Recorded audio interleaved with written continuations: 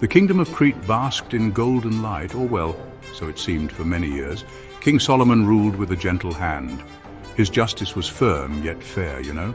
The harvests were plentiful, and the rivers flowed clear and strong. Children laughed in the cobbled streets of the capital, and merchants grew prosperous from trade routes that snaked through fertile valleys and across rolling hills. Peace was a familiar cloak, worn comfortably by the people. They'd almost forgotten the chill of war, the bite of fear. Such was the reign of Solomon, the good king, the protector of his realm. My castle, Blackthorn Reach, stands proud atop the highest hill. Its white stone gleams in the morning sun. Banners bearing the golden lion of Crete flutter from its many turrets. From these heights I often gaze upon my lands. I see fields of wheat swaying like a verdant sea. I see hamlets nestled in green woods and the bustling port where ships from distant lands bring their wares. A sense of contentment fills me, yet even in a peaceful land, shadows can lengthen. And some memories, like old wounds, never truly heal. I believe my people are safe, truly safe. The court of King Solomon was a place of music and learning. Scholars debated philosophy and minstrels sang tales of ancient heroes. Knights, sworn to uphold the king's peace, practiced their drills in the castle yard, their armor shining. Lady TemprenShira, Solomon's queen, was renowned for her beauty. Her dark hair cascaded like a midnight waterfall, and her eyes held an enigmatic depth, admired, perhaps even loved by many. But few truly knew the thoughts that stirred within her heart, the ambitions that sometimes flickered behind her serene gaze. She walked the halls with grace, a perfect queen for a perfect king. Yet the prosperity of Crete was not without its envious eyes. Beyond the borders, in the wilder lands, whispers persisted. Tales of old grievances, of lines broken, of power unjustly seized. Solomon, for all his wisdom, perhaps grew too comfortable in his sunlit world. He dismissed these whispers as the grumblings of the dispossessed, the echoes of forgotten strife. He believed in the strength of his walls, the loyalty of his people. The foundations of his kingdom felt unshakable, like the ancient stones of Blackthorn Reach itself. But he could not imagine the storm that was gathering, far beyond his sight. Far from the sun-drenched fields of Crete, a shadow festered, King Phantom, a name spoken only in hushed tones within the kingdom. He was an outcast, a relic of a bloodier, more chaotic time. Solomon's father had cast him out years ago. Phantom had lost his claim to the throne, lost his lands, lost his honor. He had wandered the desolate fringes of the known world. He had nursed his grievances like bitter poison. Each sunrise brought not hope, but a renewed vow of vengeance against the line of Solomon, against the prosperous Crete that he believed was rightfully his. My return was not heralded by trumpets or armies. It began as a rumor, a chilling whisper carried on the wind. Men spoke of a dark figure seen on the northern roads, of villages that fell silent, their people vanished or found slain. I am not merely a man seeking a crown. I have become something more, something twisted by years of hatred and rumored dabblings in forbidden arts. I seek not just to rule, but to utterly destroy the peace Solomon has so carefully built. Phantom knew he could not take Crete by force of arms alone. Solomon's armies were loyal, his fortifications strong, so he sought a weakness from within, a crack in the shining facade of Blackthorn Reach. He sent his spies, men with faces lost to memory, their loyalties bought with promises of power or coin. They moved like wraiths through the kingdom, listening, watching, searching for a soul, discontented enough, ambitious enough, or perhaps bitter enough to betray their king. My gaze, cold and calculating, fell upon the heart of Solomon's own court. I found my opening, my perfect instrument of chaos. I learned of TemprenShira. I learned of the subtle signs of her dissatisfaction, her quiet ambition that Solomon, in his trusting nature, had failed to see. My promises to her were not of love, nor of simple wealth.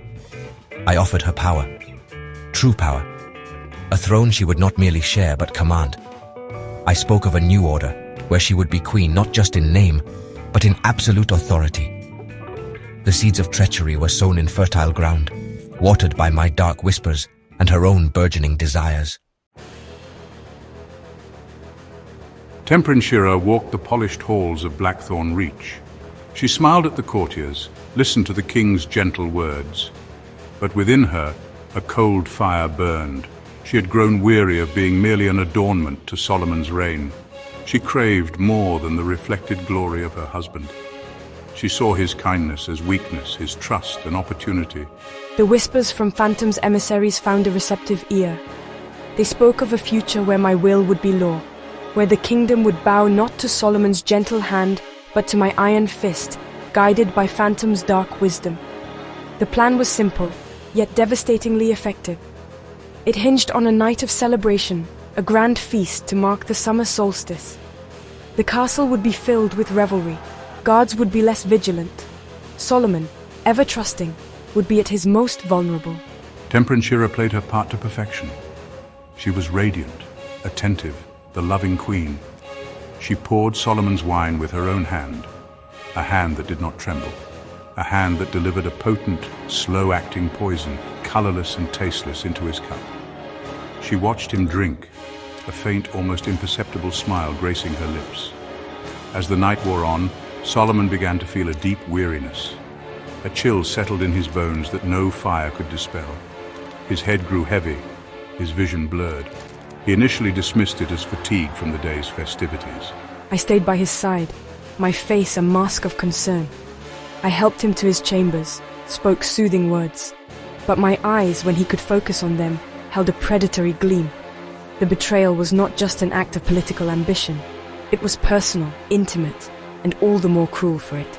I was the serpent he had unknowingly nurtured in his own home. The poison did its work slowly, designed to incapacitate, not to kill immediately. Phantom's plan required Solomon to be seen as weak, failing, before the final blow. As Solomon drifted into a drugged, fitful sleep, TemprenShira gave the signal. The castle gates, usually heavily guarded, were opened from within. Phantom's men, cloaked and silent, slipped into Blackthorn Reach like shadows. The betrayal was complete. The queen had delivered her king and her kingdom into the hands of their most bitter enemy. The sunlit reign of Solomon was about to be plunged into an abyss of darkness. Solomon awoke to chaos, not the gentle light of dawn, but the clang of steel. Shouts echoed through the stone corridors. The air was thick with the smell of smoke and blood. He tried to rise, but his limbs were heavy, unresponsive. The poison still clung to him, a vile fog in his mind. Through a haze of pain and confusion, I saw my chamber door burst open. Not my loyal guards, but grim-faced men in dark armor bearing Phantom's sigil, a coiled serpent striking from a black field. The truth, cold and sharp, pierced through my drugged state. Betrayal. TemprenShira was not there. Her absence screamed louder than any accusation. I remembered her smile, the wine.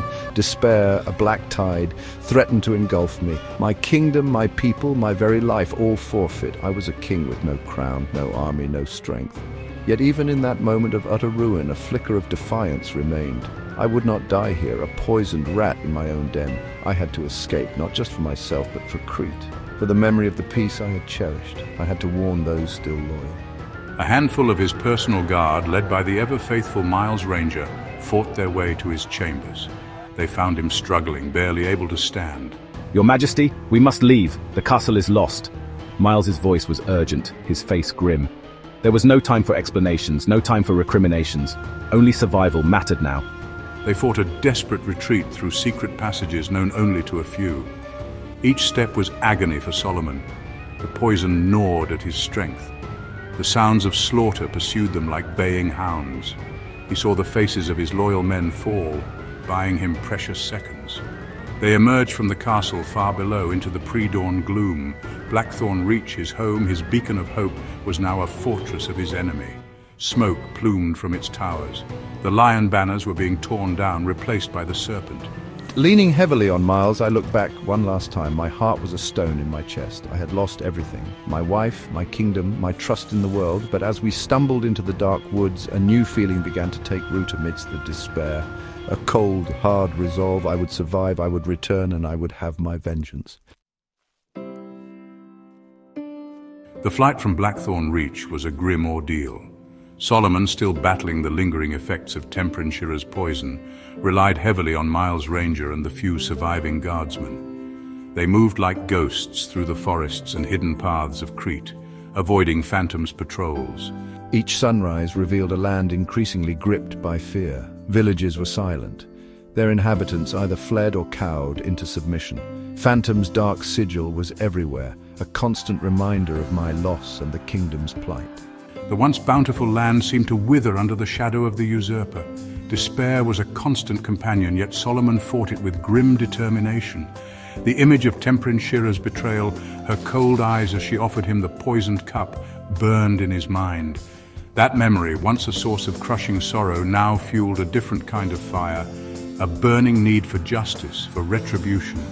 I am no longer just a fugitive king. I am a man stripped bare, a man with nothing left to lose, and such men are dangerous. We must speak not of escape, but of return. We will reclaim my throne and punish those who have wronged us and our people. Miles Ranger, ever practical, ever loyal, became Solomon's right hand in exile. While Solomon wrestled with his inner demons and forged his resolve, Miles scouted, gathered information, and sought out those still true to the rightful king. They found refuge in the remote highlands among sturdy folk who had little love for any distant ruler, but even less for tyrants like Phantom. Slowly, carefully, we began to gather a force. Old soldiers who had served Solomon's father, young men who had grown up under Solomon's peace and now saw it shattered. Even some nobles, initially hesitant, began to see that Phantom's rule promised only ruin. The numbers were small at first, a handful of determined men armed with whatever weapons they could find, but their spirit was strong, kindled by Solomon's quiet intensity and Miles's unwavering leadership. They trained in secret, honing their skills, their hearts set on a single purpose. Solomon himself, though still physically weakened, trained with them. He shed the trappings of kingship, becoming a warrior once more. The plan is audacious, almost suicidal, to march on Blackthorn Reach to face Phantom's superior numbers and the dark powers he reputedly commands, but there is no other way. Crete must be liberated. With Solomon gone and Phantom on the throne, a chilling darkness descended upon Crete. Blackthorn Reach, once a symbol of hope, became a place of dread. Phantom ruled with an iron fist, his pronouncements harsh, his justice swift and brutal. Taxes soared, crippling the merchants and farmers. Food became scarce as Phantom's soldiers seized harvests for themselves. The laughter of children was replaced by the tramp of guards' boots and the mournful cries of those who had lost loved ones. The vibrant colors of Crete seemed to fade, replaced by a palette of gray and black. Coldly, when she did appear, she was a changed woman. Her beauty remained, but it was now cold, almost reptilian. Her eyes, once enigmatic, now held a chilling emptiness, or sometimes a flicker of something cruel and unnatural.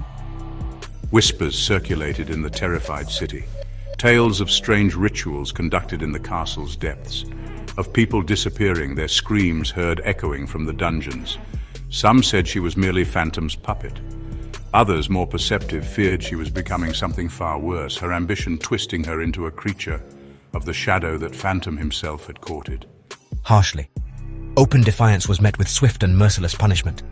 Phantom's enforcers, a mix of his own hardened mercenaries and Cretan turncoats, patrolled the streets, their faces grim masks of authority. The markets, once bustling with life, were now sparsely attended. Fear was a constant companion. Hope dwindled with each passing day. Many prayed for Solomon's return, but as weeks turned into months, such prayers became tinged with despair. The kingdom was bleeding, its spirit slowly being crushed under the weight of tyranny. Ruthlessly, statues were torn down. Books praising the former king were burned. His name was forbidden to be spoken. Yet, the harder Phantom tried to extinguish Solomon's legacy, the brighter it burned in the hearts of the oppressed. Every act of cruelty, every injustice, only served to remind them of the peace they had lost. The kingdom was a powder keg, waiting for a spark.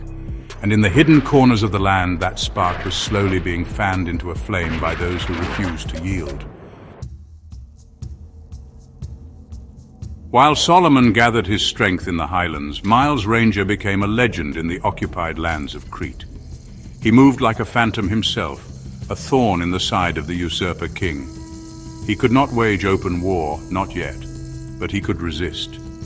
He led daring raids on Phantom supply lines, ambushing patrols, freeing prisoners. His actions were small sparks in the overwhelming darkness, but they ignited hope in the hearts of the downtrodden.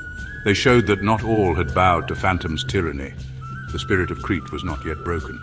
Admiringly, Miles was a master of guerrilla warfare. He knew the forests, the hidden valleys, the secret ways of the land better than any of Phantom's men.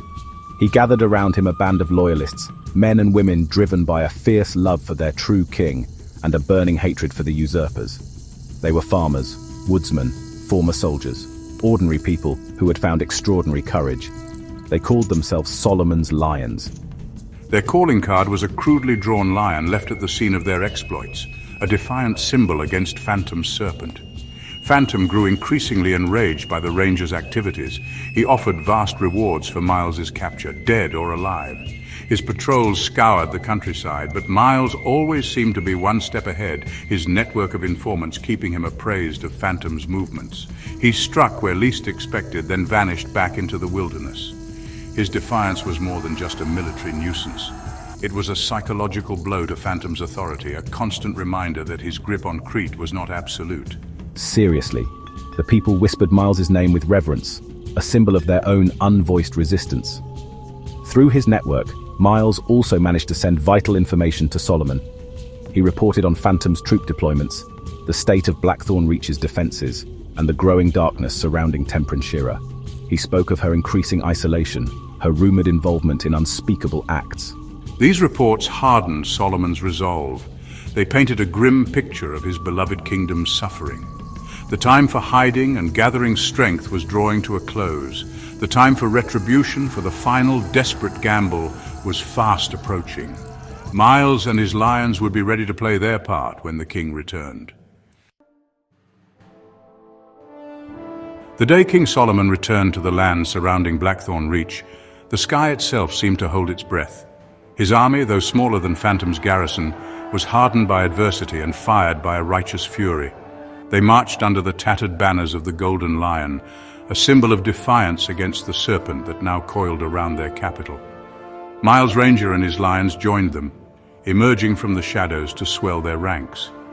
Word of Solomon's return spread like wildfire, and with it a surge of desperate hope among the oppressed populace of Crete. Determinedly, the battle for Blackthorn Reach was joined at dawn. It was a brutal, merciless affair. Steel rang against steel. Arrows hissed through the air. Solomon, no longer the gentle scholar king, fought at the forefront, his sword a blur of motion. He sought Phantom, the architect of his ruin.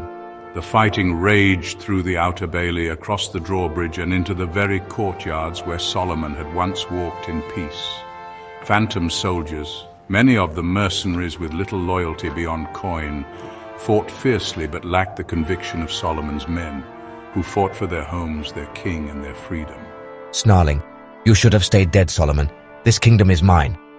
Firmly, you stole it with treachery. You will pay for what you've done to Crete and to me. Their swords danced a deadly ballet. But as the tide of battle began to turn against Phantom's forces, a new, more terrifying presence made itself known. A blood-curdling shriek echoed from the castle's keep. The great doors to the keep burst open, and from the darkness within emerged TemprenShira. But she was no longer the woman Solomon had known. Her form was twisted, elongated. Her skin was scaled and grey. Claws tipped her fingers, and her eyes burned with an unnatural, malevolent light. She had embraced the dark powers Phantom had only flirted with, transforming into a monstrous creature of nightmare. Hissing, "Solomon, you will not have this kingdom, it is mine." The final terrible confrontation was at hand. As TemprenShira, now a grotesque caricature of her former self, lunged towards Solomon, Phantom saw his chance. He tried to strike the distracted king from behind, but Miles Ranger, ever vigilant, intercepted the blow, his own sword clashing against Phantom's. Roaring, "Your fight is with me, traitor!" Their duel was short and brutal. Miles, fueled by loyalty and rage at the usurper's cruelty, fought with grim precision. He disarmed Phantom, then with a swift, decisive thrust, ended the tyrant's reign of terror. Phantom fell, his eyes wide with shock, the serpent banner beneath him stained with his own dark blood. Solomon, meanwhile, faced the horror that was once his queen. TemprenShira fought with inhuman strength and ferocity, her claws tearing at stone and steel alike. She was a whirlwind of destruction, her shrieks echoing the torment of her corrupted soul. Screaming, "You did this to me, Solomon! You were weak! I craved power!" Solomon, his heart heavy with a grief that transcended anger, knew he could not reason with the creature. He fought defensively at first, parrying her savage attacks. The memory of the woman she had been a painful burden. But her relentless assault, her utter descent into monstrosity, forced his hand. This was not TemprenShira, the wife he had loved, however flawed she had been. This was a blight, a manifestation of the darkness that had consumed her. With Miles now by his side after dispatching Phantom, they fought together against the transformed queen. It was a desperate struggle. Finally, finding an opening in her frenzied attack, Solomon plunged his ancestral sword deep into the creature's chest. A terrible, unearthly scream tore from her throat, and then silence. The monstrous form shuddered, then collapsed, slowly beginning to revert to a semblance of human shape, though forever scarred. Sadly, peace returned to Crete, or rather the absence of war. The sun rose on a kingdom battered, bruised, and irrevocably changed. Blackthorn Reach was damaged, its halls stained with blood and sorrow. King Solomon reclaimed his throne, but he was no longer the same man. The light in his eyes was tempered by a profound sadness, a wisdom born of betrayal and loss. He ruled justly, wisely, and Crete slowly began to heal. But the scars remained, a reminder of the darkness that could lurk beneath even the fairest of surfaces, and the terrible price that sometimes had to be paid for a scarred, but ultimately hopeful, dawn.